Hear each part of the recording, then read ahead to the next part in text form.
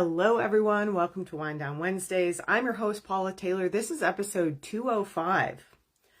So we are doing a little bit of a series right now. We're doing a series on discernment. And it's very interesting. I just had my attention called today back to, it was actually July of 2024 when I did this mini episode 4 and I first started talking about the Archangel Net. And that was right around when I started talking about what 5D was. There's an episode, what's the deal with the 3D, 5D timeline split. And there's some episodes that kind of echo a little bit what we're doing now. We did one about discernment in the 5D. We did one about spiritual protection in the 5D. And sometimes we talk about healing or awakening work as kind of a spiral, or sometimes it's excavation, like we're digging deeper down into something that we sort of looked at in the past, and now we're gonna get a little deeper into it. And I just had this like awareness, this kind of come in right before I came on live, that when we did these first shows, back when I just started talking about 5D, that was when the overall kind of 3D, 5D timeline was starting to shift. And since then, I have shifted into this angelic timeline. That was like the beginning of sort of the general split. And now within the 5D, some of us are splitting into more kind of specialized timelines. And so if you're resonating with me and you're called into my light language, you're probably on or being pulled toward this angelic timeline. And within this angelic timeline, we do need to do some further excavation and talk a little bit more about discernment and things that we need to be discerning about, or that we're being asked to be more discerning about. So last week we talked about spirit guides, channeling, and discernment. This week we're going to talk about energy harvesting and discernment. And I'm gonna start kind of big here and then come down a little bit. I'm gonna start with more of a macro and then come down into like the more personal or individual. And I don't necessarily, I could tell so many stories that this episode might end up being like way longer than it needs to be. If something comes through to kind of illustrate the points that I'm making, I will happily share. And I know I have some kind of personal stories when we get down to this kind of micro level. So stick with me, because the way this is sort of channeling through is to start with this bigger view and then kind of come down to where we're in more of like a personal space. So first of all, what is energy harvesting? Let's talk about that. This is a word or a phrase that's kind of thrown around. It almost always has a negative connotation when it's used, when I see it used, especially in the spiritual community. And I think there's a lot of nuance here. There's a lot of complexity here. And discernment is really individual. So I can tell you my opinion of things. I can tell you what I've seen working with people for years and years and years.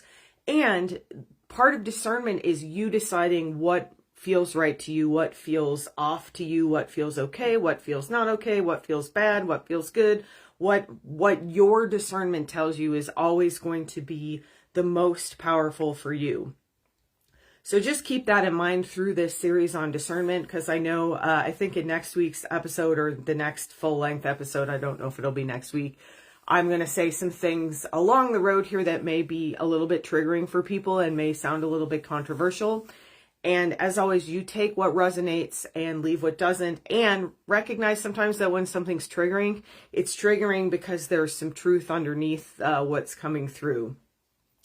So let's talk about what energy harvesting is in general and kind of how it's used. And the first thing I'm going to say, like all other kind of energetic practices, there's a lot of complexity in the way energy harvesting is used.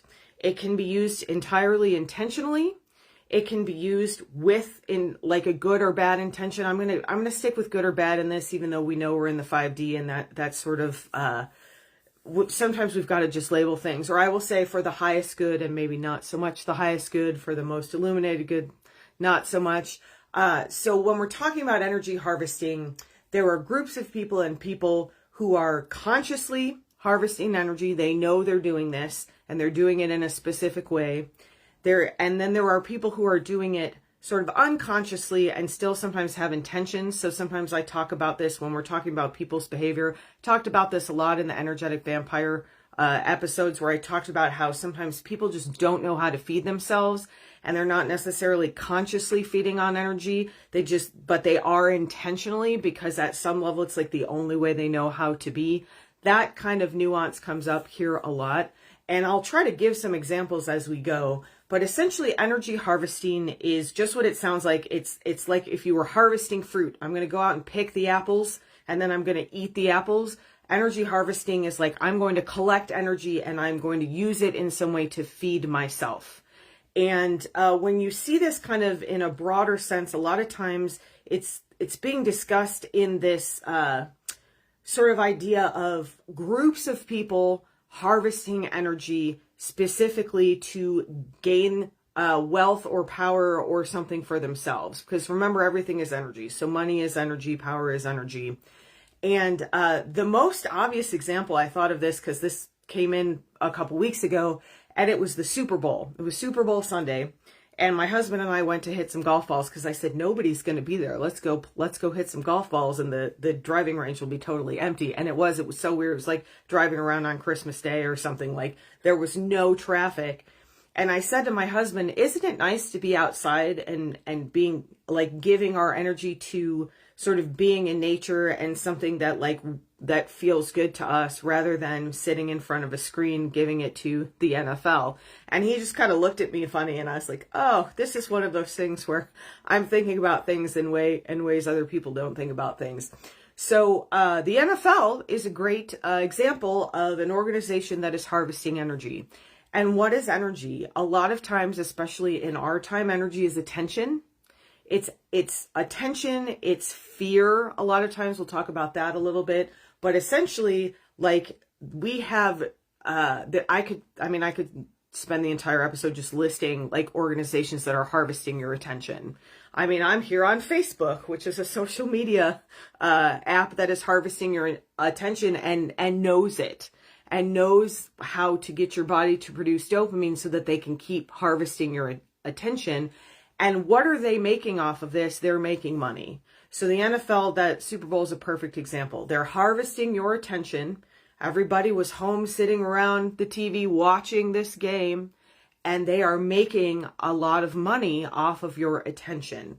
That's a really sort of obvious form of energy harvesting that I think is helpful to recognize, because when we get into the places where it's a little more subtle and less obvious, it helps to be like, oh, here's a really obvious example. Social media apps are harvesting your energy through your attention, through your engagement. Trolls are harvesting your energy through your anger. So anger is a great way to harvest energy, and that is why some people actually feed off anger. Some people feed off fear. A long time ago, my husband read this book called The Culture of Fear, and it was about how our society is based completely on fear. And it was talking about news cycles and crime statistics and this idea that overall we had not actually become less safe. If you looked at statistics, we were actually more safe than, I think it was like written maybe in the early 2000s or late 90s, and it was comparing it to the 70s. We'd actually were safer statistically, but we felt less safe. And that was like attributed to things like the 24-hour news cycle. I tell my clients constantly to disengage from the news. That is one of the greatest forms of energy harvesting we have, especially in this country. They will make you angry on purpose. They will make you fearful on purpose because they make money off your attention. When you are engaged through a lot of times negative emotions, so-called negative emotions, they are harvesting that. And again, the most obvious way is that they're making money off of you. I've had this discussion a couple of times with people who get really triggered when I say that concerts are a really good way to harvest energy. And remember at the beginning, I said we tend to give this a negative connotation. It doesn't necessarily need to be. I know a lot of people who are really into Taylor Swift and say that they've had really transformative experiences at her concerts.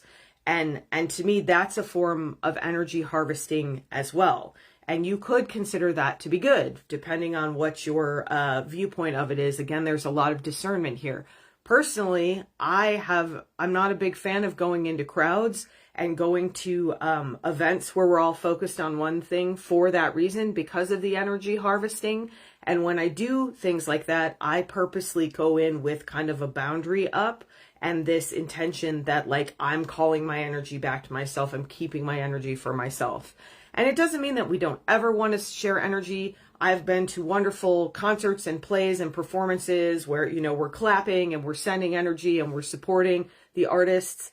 Again, there's a ton of nuance here. It's just helpful to understand what energy harvesting looks like so that as a consumer, you can be thoughtful about what you give your energy to. So that's like a really macro view of energy harvesting. What I want to talk about, I want to kind of narrow into a little more focused view of this to talk a little bit about how it's affecting the people that I see, like the clients that I work with and me personally. So whenever I think about energy harvesting, I have to say this.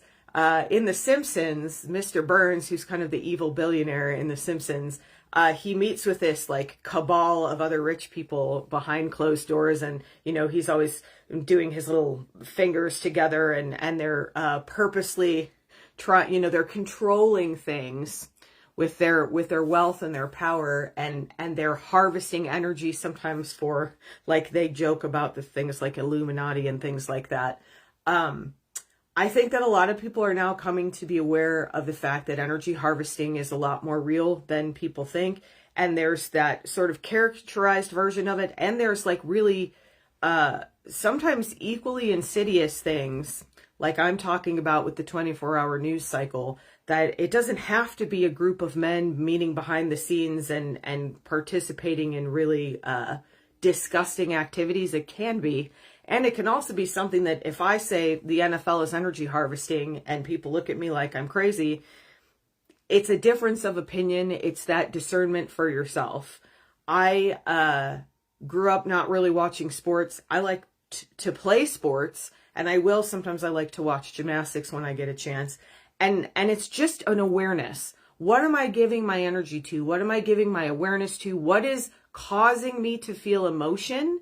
And is that something that I want to feel emotion around? If I go to a sports game, I always go, it creeps me out because people get like genuinely really, really upset about things. And I'm always like, you know, this is just like the men throwing a ball around, right? Like it's not, we're not talking about world peace here. That's part of the harvesting. The angrier and more engaged they can get you, the more energy you give out. And again, in the NFL, they literally make money off that.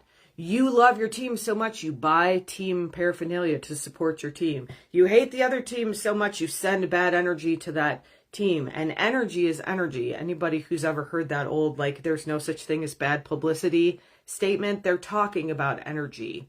So I think it's helpful to start just being aware of what you're giving your energy to and how much energy you're giving. What so-called doom scrolling, which sometimes to me is like boredom or disconnection or autistic regulation scrolling, where you're just scrolling through social media and you're getting little hits of dopamine. Like, there's nothing wrong with that. And how much are you doing that? Are you doing that to the detriment of other areas in your life? Is there something else you could do? Like for me, sometimes I'm like, I think instead of scrolling, I'm going to go sit outside and like really be a part of nature, because in that space, there's a real exchange that feels loving to me. And again, it's all about discernment. I've gotten so much value out of especially TikTok. And whereas the line is pretty thin, or there's a gray area of like, where am I getting something where it's like an exchange and I'm receiving, and when do I cross that into I'm just like mindlessly giving my energy to the app?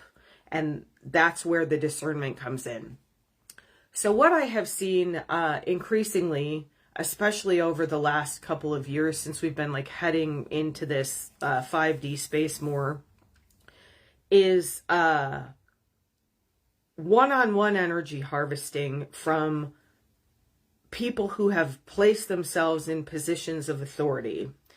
And I'm going to talk specifically about healers, because that's the sort of the place that I work, or that's my sphere of, I don't like influence. Anyway, that's the area, that's my area of expertise.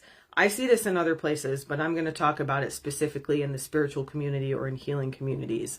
And I think it's helpful also to understand this idea of giving your power away is giving your power away. It doesn't matter who you're giving your power away to. And I think right now there's a lot of people waking up to the fact that some of the so-called celebrities in the spiritual realm who position themselves as these moral authorities are being, for years, have been exposed as not that. You can see that in the yoga community. There's a lot there.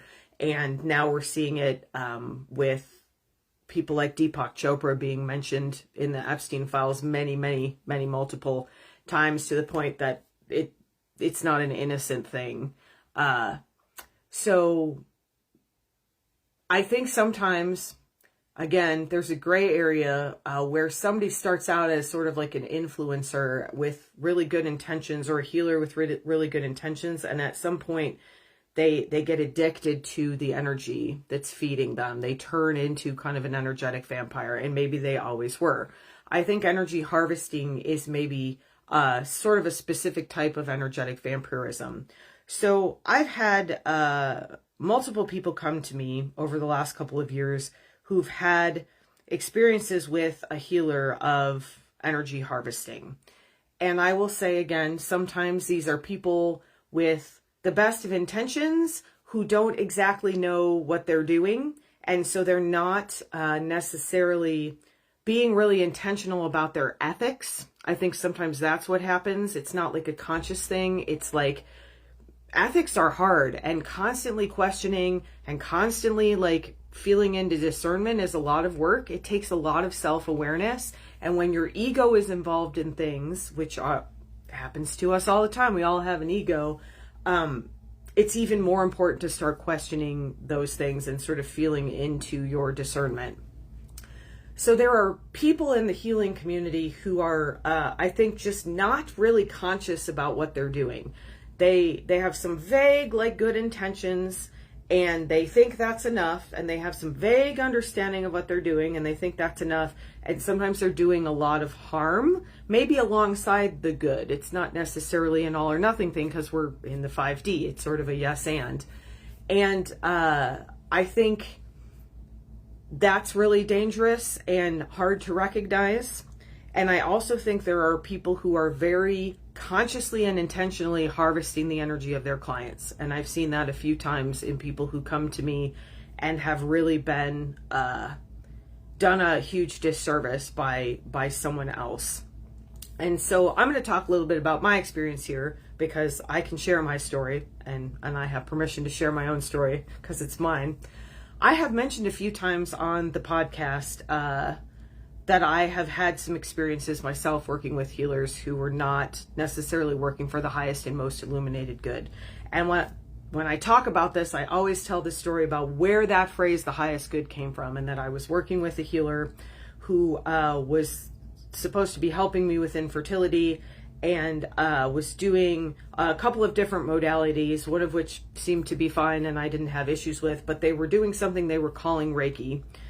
I'm going to say they were calling it Reiki because Reiki can do no harm. So if you are being harmed by an energetic technique, it's not really Reiki. The person may have been Reiki attuned, and then they've co-opted that into some sort of ego-based form of healing. And so this person, I've talked about this a little bit before. I would feel fine for the first part of the session, and then when they would come in and they would do what they were calling Reiki on me, I would end up feeling really bad. They also said some things to me that were really harmful and really felt untrue, that I'm not going to share here because it feels like not appropriate to go that far into specifics.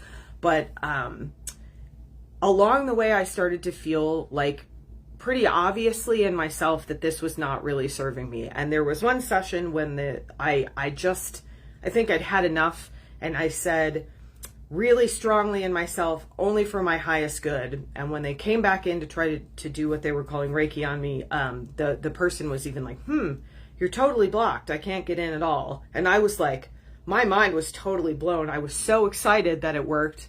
I was recognizing the potence of that. And I kept seeing that person for like a couple more months before I stopped seeing them. I think that good energy harvesters know how to keep you on the hook. It's like an energetic vampire. It's like if you remember your vampire story, like your Bram Stoker, Dracula's story, there's a lot of seduction in this. And in the healing world, I think it's like, you depend on me to feel better. I am helping you feel better. There's always like an ego-based sense of like, I am the one doing the work for you, essentially. So that's my first thing about discernment, is whenever someone tells you that they are healing you, that's a little bit of a red flag to me. There's a lot of nuance there. I just read something recently where someone was talking about this idea of where we say we're just holding space for healing and the client is doing all the healing. Is also not really true. It's somewhere in between. There's a reason that the person is responding to a specific healer. There's something there that that healer has or is channeling that's helping the person. And the most aligned healers, the healers who serve the highest and most illuminated good, are really good at getting out of their own way, getting their egos out of the space. And that's hard work. It's taken me years to develop that. And it's not a perfect thing, right? We're never perfect. And I will sometimes in a session realize like, oh, I'm hovering over my client. Like I really want this to shift for them. And I have to kind of back off and let them have sovereignty, because that is the most important thing we have, is our own sovereignty. Our energy is meant to be sovereign. It's our energy. And so it is sort of, there's like an inherent power differential when you see a healer and you're sort of turning your energy over to them. It requires a lot of trust in what they're doing. And on the healer side, it requires a huge amount of responsibility and constant ethical evaluation to make sure that you are holding that space with ethics. So the other thing I'm going to say about energy harvesting, going back to my story, is that when I did finally stop seeing this person, I actually moved to a different part of town, and I could feel them pulling on my energy. I could feel them trying to pull me back in. That's another huge red flag, because an ethical healer will allow you to come when you need something, and they will let you go. They will not keep a cord open. That is not, we have cords, but they will not access your energy without your permission. And especially not when you're like going about your everyday life. I've had other healer friends who've said to me things like, I always know when something's going on with someone, and then I text them and they know. And like, to me, in my discernment, that feels inappropriate. In my discernment, I am here to receive people when they are ready to come to me. It is not my job to reach out and pull them in energetically. And that is something that is part of my discernment, and, may vary. You may have a different take on that.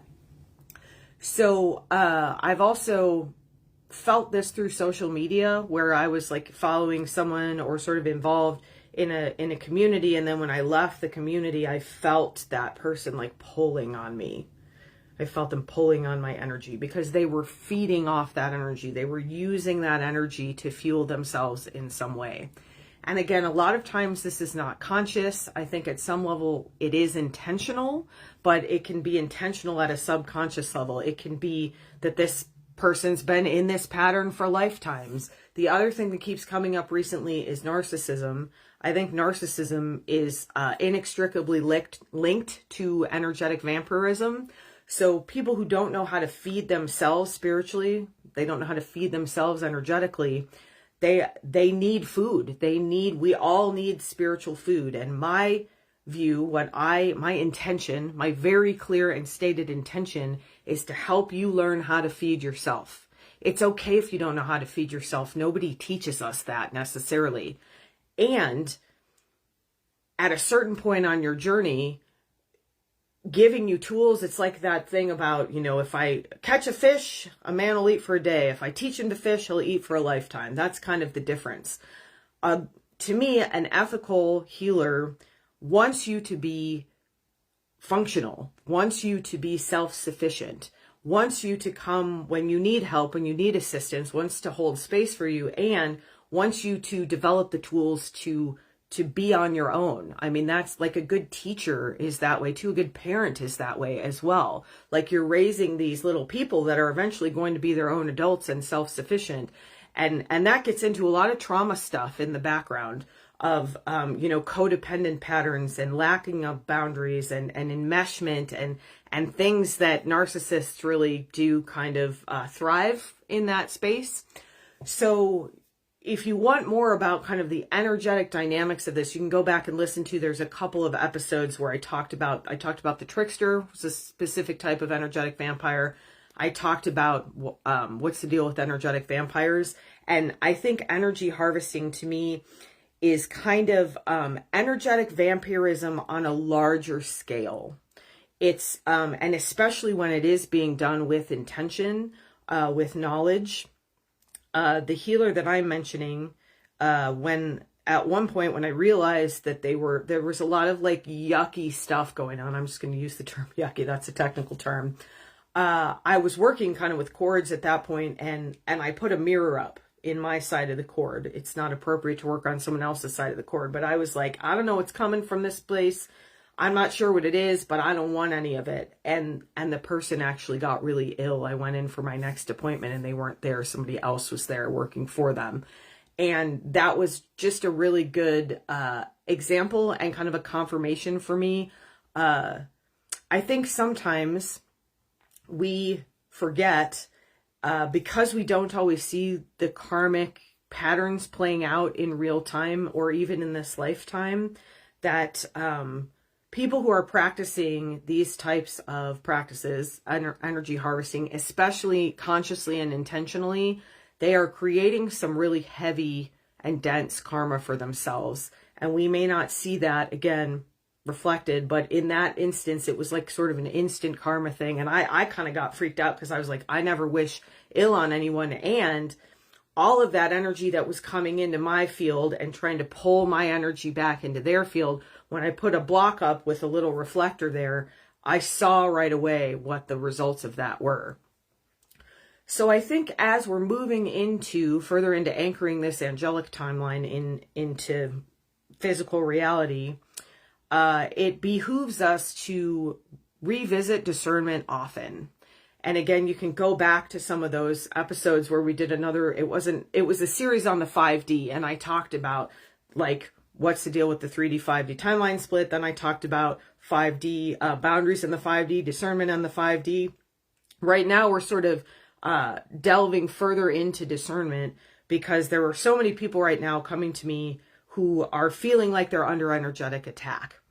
And it's probably because they are, and it may be that we've been under attack for a long time, or we've been in these situations of harvesting for a long time where someone's taking energy from us. And at a certain point, like when I discovered some of these patterns in myself, it was like, I didn't know there was any other way because it had existed for my entire life. I never really felt like I had a choice. So as you're coming through, like when I was getting the lizard energy out of my field and moving trickster energy out of my field, it's a lot of work. And when you call your energy back to yourself and you start getting that energy back, you realize like what you've been missing. And you also realize how insidious these practices are, especially when people are practicing these without real conscious awareness of what's happening. It's this pattern of, again, sort of vampirism, or somebody just not knowing how to feed themselves, not knowing how to work with their own energy, and it's easier for them to take yours. And a lot of us were raised and have lifetimes of just giving that energy because it was taken from us so many times that at a certain point it's like, well, I'll just give it to you before you come and take it because I've learned my lesson that that's easier. It's time to stop that pattern. It's time to step out of that pattern. So if you are noticing places in your life where it feels like you are being depleted, I go to this place and then I feel depleted. I hang out with this group of people or this person, or I'm in this situation and I feel really depleted. It's time to start asking yourself why. And you are the sovereign owner of your energetic space. And so if someone is taking your energy at a certain level, you're giving them permission. Again, it's probably not conscious. It may be like such a long-standing pattern that you didn't even realize it, but that's part of this discernment. Is like, if I'm calling my energy back, I need to understand, where are the places I'm giving my energy away?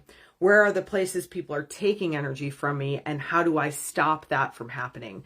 How do I disengage with the energy of harvesting, whether they're harvesting my attention, whether they're harvesting my fear? Where am I still like allowing myself to get really fearful? Am I watching the news? Am I keeping my eye on like all of these things that are happening and like feeding my fear into that by continuing to engage with that? And only you could decide how far you want to disengage from things.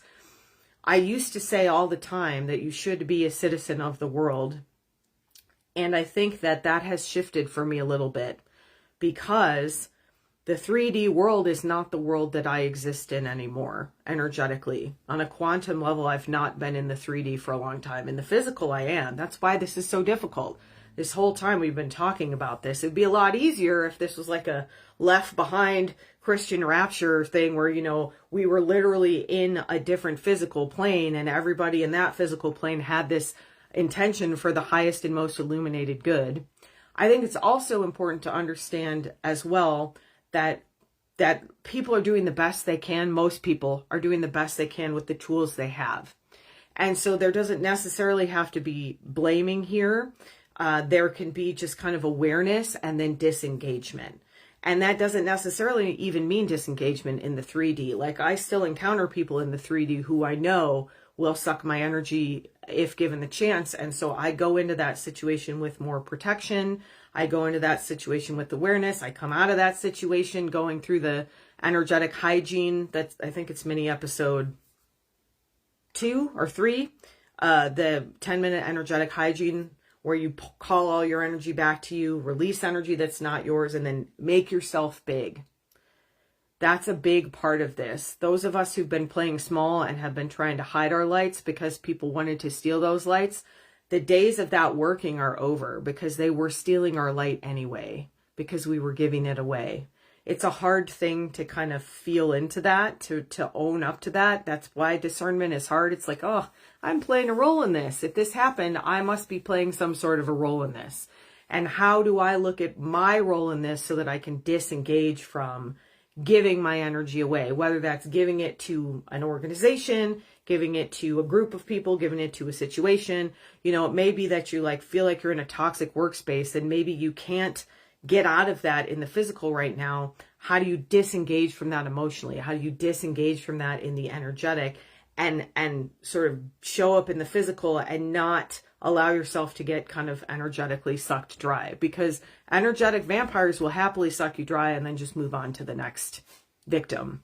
And that is in a one-on-one space, and that is in a group space as well. So I think as we move forward in this year, and especially as this momentum starts to pick up, and last year was all about calling our power back in. This is like the extension of that. This is the deeper excavation of that.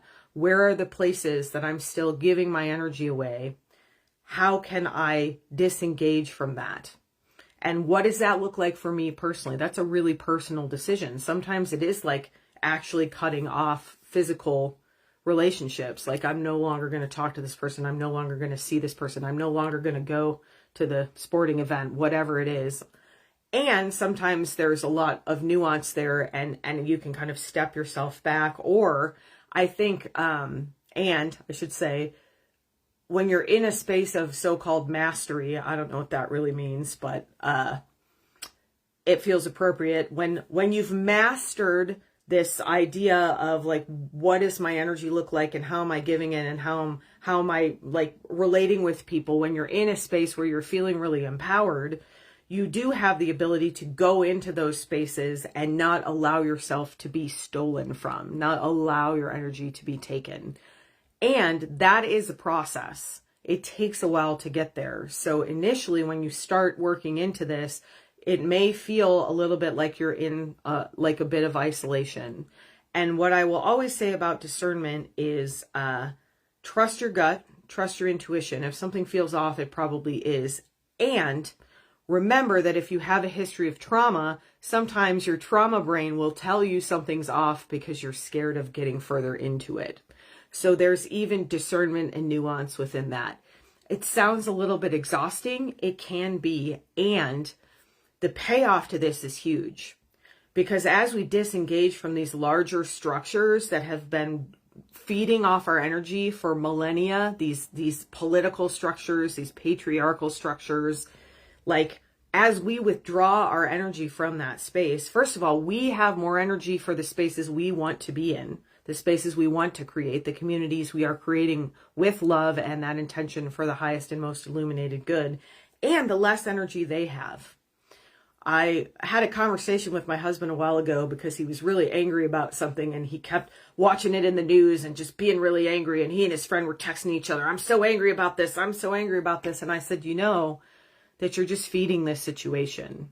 Anger is energy. You're still giving energy to the situation almost as much or maybe more than if you loved it, because especially things that are vibrating in that sort of yucky frequency, they like more yuck. They want more yuck. They want to amplify the yuck. So fearful spaces want to amplify your fear and create more fear. Angry spaces want to amplify your anger and create more anger. The more that you can disengage from that individually, the more that ripples out and affects the collective, and the happier you'll be in your life. Sometimes when I tell people I don't watch the news at all anymore, I can see them kind of go, what? What do you mean? And I say, yeah, I stopped like 2 or so years ago, maybe more. And like, I feel good. I'm still here. I'm still around. If something's really important, I'll find out about it. Somebody will tell me about it. And I have much more energy to devote to the things that I can affect, because I can't affect that huge collective. I can affect myself and the settings immediately around me. And just a last little note, if you're working with someone in the healing space, it is entirely appropriate to ask them about their ethics. If they are offended by that, that's a little bit of a red flag. They might be a little bit like thrown off. Maybe no one's ever asked them about that before, or they might get a little tongue-tied. I know sometimes I was trying to talk to someone the other day and they had said they'd had a hard time trusting someone. And I said, I wouldn't normally say this out loud, but you can trust me. And then in my mind, I was like, oh, that's what someone who you couldn't trust would say. And then my mind went down like a whole weird thing. And I think I kind of stumbled over my words. There's a difference between that and like somebody saying, how dare you ask me about that? Or that's not something that I talk about with clients, or like you could feel the ego in it.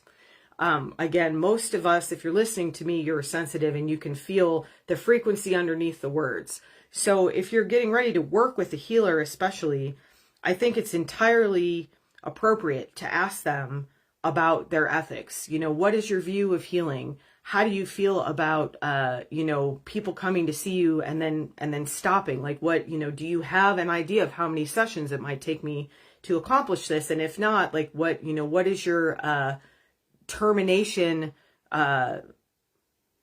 my brain went totally blank, process look like? What does it look like? What does working with you look like? What is your intention when you're working with people? And they might say, I'm worried about the highest good. And like, you might be like, like what is the feeling underneath that? That all of that is appropriate to ask. And if you get a feeling like something's off, trust yourself, trust your own discernment. And again, if you've been in spaces for a really long time where your energy has been harvested and you've been gaslit and you've been sort of used, it can be really hard to trust even somebody who really is holding the highest and most illuminated good in mind. And so sometimes there's a little bit of trauma healing that kind of needs to happen before you feel like you can trust yourself. And in that case, it's helpful to find someone else you can trust to help hold that space with you, to ask those kind of questions and let that person, there is a lot of trust in this process. And it's why people are so vulnerable when they come in to see a healer, or when they reach out to see a healer. And take care of yourself, because there are people out there who are not ethical. knowingly. There are people out there who are just not thinking enough about it. There are people out there who are just not quite experienced enough to understand what they're working with, and they're not setting strong enough intentions. They're not holding strong enough boundaries in their own field to help you hold those in yours. And only you are the one who can kind of figure out what that looks like for you. But it's increasingly important as we're like shifting into this angelic timeline, especially. So if you are enjoying the show, if you would like to participate in the powerful activations that accompany every episode, if you would like access to the bonus episodes and discounts and virtual meetups and interaction with like-hearted individuals, check out the Spiritual Awakening Sanctuary. There's always a link in the show notes. We would love to have you join us. It's a space where your discernment rules. If you come in and you feel like you are oscillating in harmony with us, fantastic. If not, that's okay too. I always send people away with love and intention for the highest and most illuminated good when they step away from the space. Thank you so much for joining me today. Have a beautiful rest of your day or evening, and I will see you on the next episode of Wind Down Wednesdays.